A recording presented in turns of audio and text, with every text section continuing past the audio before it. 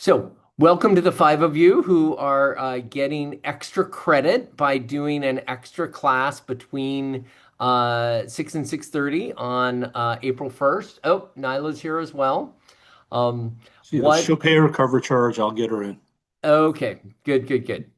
What had been requested, and Mark, I think you're the one that requested it, was could I do a master class on oral communication? Because that's actually the part of our field I love teaching the most. And so what I've pulled together for you is just and I will also share the slide deck out with everybody. What I have pulled together for you is a very simple view of what it takes to orally speak to an audience and move them to take the action that you want them to take. And so, with that said, let us get into it. Um, this is out of a larger class that I teach, and so I'm just pulling the piece on executive presence, which I think will hit the mark for what you need. And I'm also hit the mark. No pun intended. I'm also happy to take questions on any of this. What I really want to have you do is feel good about the videos that you create. So I'm going to try to focus this especially on the videos for the final team project. So my model for public speaking is it all starts from the inside out. At the very heart, at the very center of these concentric circles is conviction. You have to believe that you are the best person to deliver this information to this audience at this particular time. And take it away from 500. Think of any time you're called on in a meeting to speak, you have a sales pitch you have to deliver, you have a presentation you have to deliver. Even if you're substituting for somebody who had been working on the project for months and you've just been on the project for a couple of weeks, if you have been called upon to do this, you are the best person to deliver this information at this time to this group of people. Show of hands, how many people get anxious when they have to speak? Oh, you have to record a video? Okay, everybody has their camera on. Hands went up, including me. I still get nervous. I do this for a living and I still get nervous. I'm going to give you the quick hack and the longer hack for dealing with anxiety. The quick hack is if you just reframe I am anxious to I am excited. Physiologically, our bodies don't know the difference between anxiety and excitement. If you're anxious, your throat might get dry, your palms might sweat, your leg might shake, you might be short of breath. If you're excited, your palms might sweat, your legs might shake, your throat might get tight, your heart might race. Physiologically, our bodies respond the exact same way if we're anxious and if we're excited. So just take on, I am excited. I'm excited to share with people about my midterm topic that I've been working on for the last month. I'm excited to be a part of this team and share with you the recommendations that we've come up with based on our review of literature. Now, that's the basic hack. The more advanced hack comes from Amy Cuddy in her TED Talk. She talks about, and this is a direct line out of her book, it's not about pretending to be competent. It's about believing in and revealing the abilities that you truly have. It's about shedding whatever is blocking you from expressing who you are. And it's about tricking yourself into accepting that you are indeed capable. Sometimes, Dr. Cuddy says, you have to get out of the way of yourself so that you can be yourself. And so her strategy is to do a power pose. Now, everybody who's in a space that you can do it, I want you to take up as much space as you can.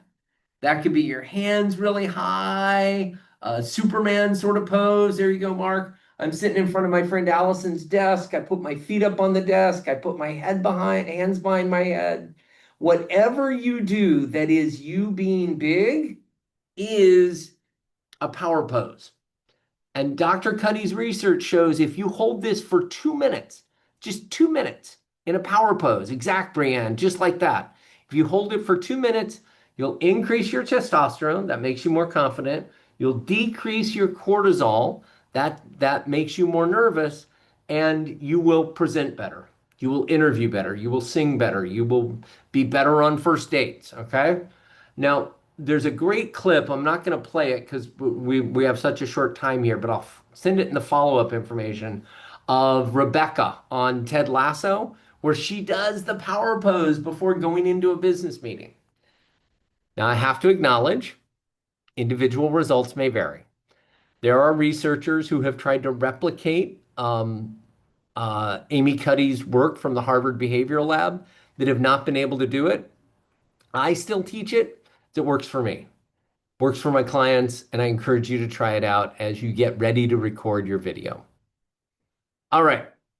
So we have that conviction. The next piece of effective public speaking is your voice.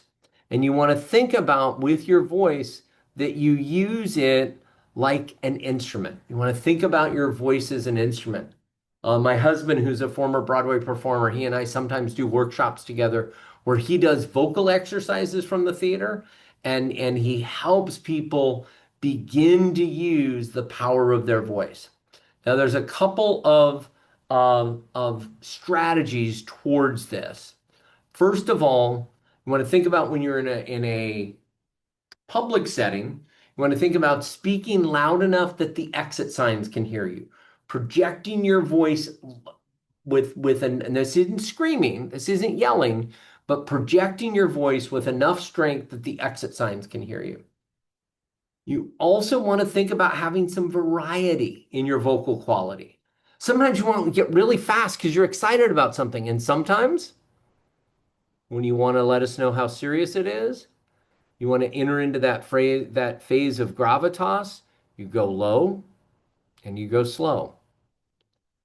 And so using that vocal variety will allow you to have the voice be more of an instrument. Longer term, you want to look at reducing fillers, ums, uhs, uptalk, where you make everything sound like it's a question, even if it's really a statement, or trailing voice, where you're really strong at the beginning of the sentence, and then by the end of the sentence, you barely have any breath left. It's more of an advanced level, but you want to pay attention if those are issues that you struggle with to work on building the voice.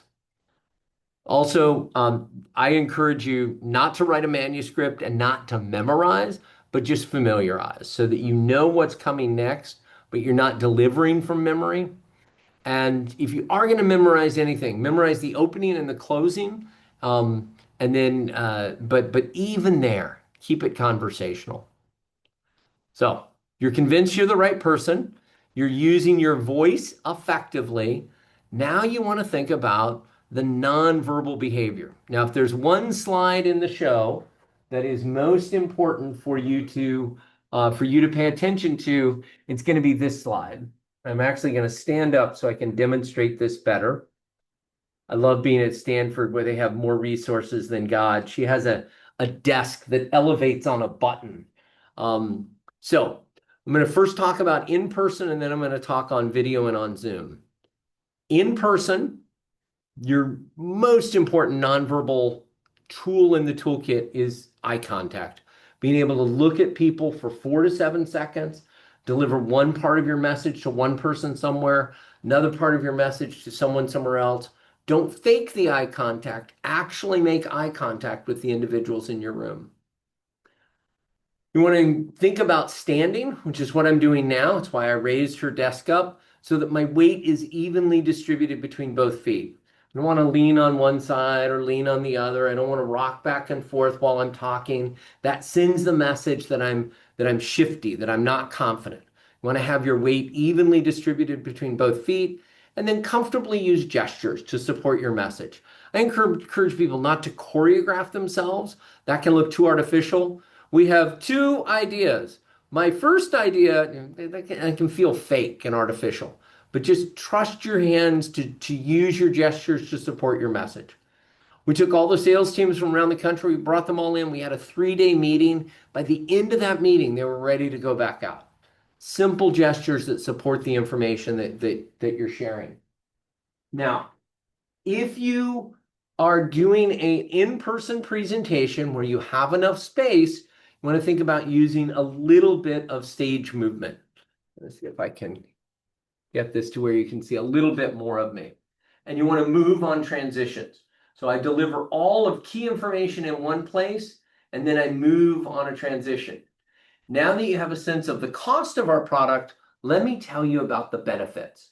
And then I deliver all of the benefits from one place. Now that you've got a sense of the cost and the benefits, let me tell you how we're going to market it. So I use those transitional phrases to move from one section of the room to another. And I want to think about anything I can do to remove distractions. I don't want to have coins in my pocket. I want to set the clicker down. I want to set the whiteboard markers down. I want to move the podium out of the way. Any furniture I can remove, anything that might distract me or get in the way of me being connected to my audience. Now that's when we're in the room with our audience. What you do in this class and what you're going to do for the final is you're going to be delivering on video. So first and most important, look directly at the camera. You've all gotten this comment from me on the midterm or on the opening videos. Know where your camera lens is and look directly there. I want to look down at Faya and Nyla and Mark and Brienne. Your images are on the bottom left corner of my screen right now, but it looks like I have better eye contact if I look directly there. One trick that I can do, let's see if I can do it here. One trick that I can do is I can actually move my images up to the top so that right now Brienne is in the center and she's right below my camera lens. But I want it to look like I am making eye contact with you. You want to consider when you're doing your videos or you're delivering a presentation in a virtual class to stand instead of sitting. That way I have all the benefits of everything on the left-hand side of that slide, and I've got a greater sense of control. When I sit, particularly if I sit back in the chair, it takes that energy away from me. Mark, you did a great job with your midterm where you were in a suit, you dressed the part, and you stood as you delivered the midterm, and several of your peers commented about it. In terms of gestures, you want to allow your gestures, your hands to come up into the view of the screen every once in a while. And then when you're not gesturing, you just have them out of view of the screen. Don't be fiddling with your desk or fiddling with a pen or whatever. Again, no distractions, but it's okay to have the hands come up every once in a while into the view. And then consider the power of, you can have full screen view. I've just changed the view, or I don't do this very often. I can have side-by-side view where I'm here and my slides, are they up here? Am I pointing at my slides now? Did they show, or are they other way? Are they the other way? There we go. Okay. Again, rehearse it. Know what you're doing. That's not a layout that I do very much. Um, so usually that's what I have when I share screen. So, um, okay, let me just get back to sharing where I am used to. Yeah, okay, content only. And there we go.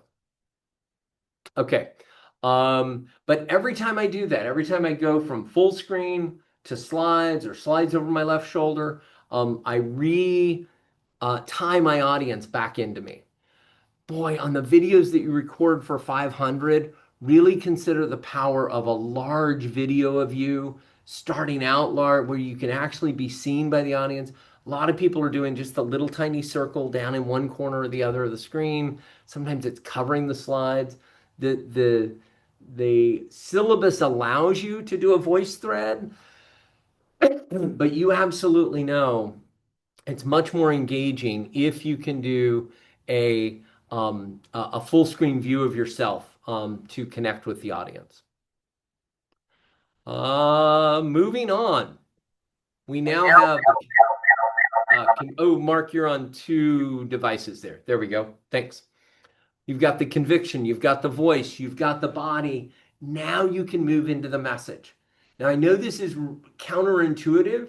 You're used to thinking about, I got to create the slides first, I've got to get my message down.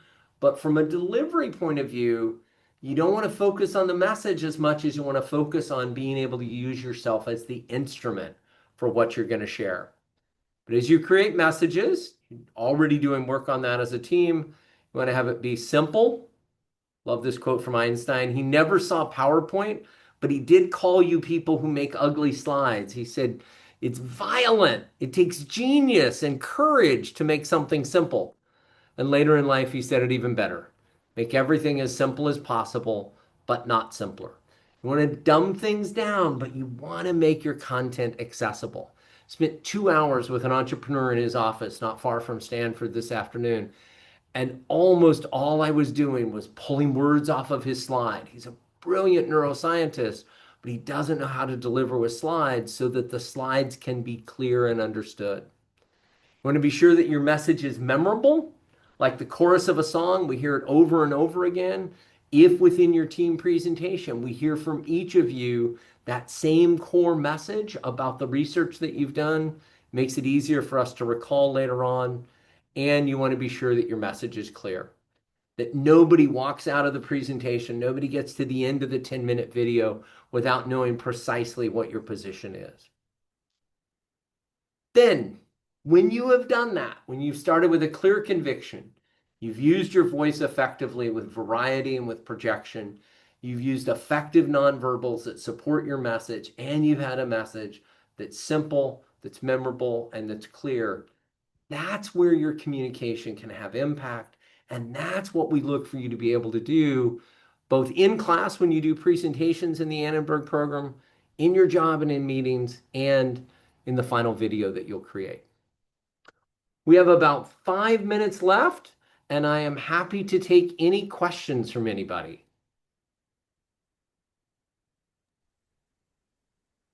Who is the guy in the first slide?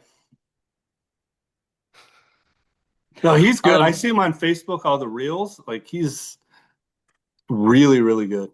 he is excellent, and I've only started using him as a reference. I will have to include it in the follow-up stuff. And Vinh, and he is a great, like he does these clips, like 2 minute, 3 minute clips on how to interview. He has one out there, Mark, on how to use AI to help you rehearse for a presentation. yeah, I really like his stuff, but I've only started using him in the last few months. yeah. He's pretty new. Yeah. Yeah. I have a Other quick question. questions? In Yes. regards to moving on transitions, is that more so like to keep the presenter up or to keep the audience just like, I don't know, like what's the point of like moving from transitions? It does a couple of things. For the audience, it gives us something to focus on and something to we feel we follow what you're saying more if you do a little bit of simple movement. So it's good for the audience. It's good for you as a presenter because it lets you get some of that nervous energy out. You're Mm. like, what do I do with my hands? What do I do with my so it gives you that sense of greater stage presence that you own the space better if you do a little bit of movement. Hard to do in a standing video, pretty much only while you're in a in-person setting. Mhm. Excellent. Well, for the 6:30 class, we have 2 minutes until class begins. I am going to stop the share. I'm going to stop the video, and I will post the video, post the slides. I will do the link to Amy Cuddy's talk, and I will do the link to some of Vin's videos. And I look forward to seeing what you do with the with this information on the final. Oh, I love all the hearts. Thank Thank you so you. much, and Yeah. I'll see a few of you in a few minutes, and I'll see everybody next week.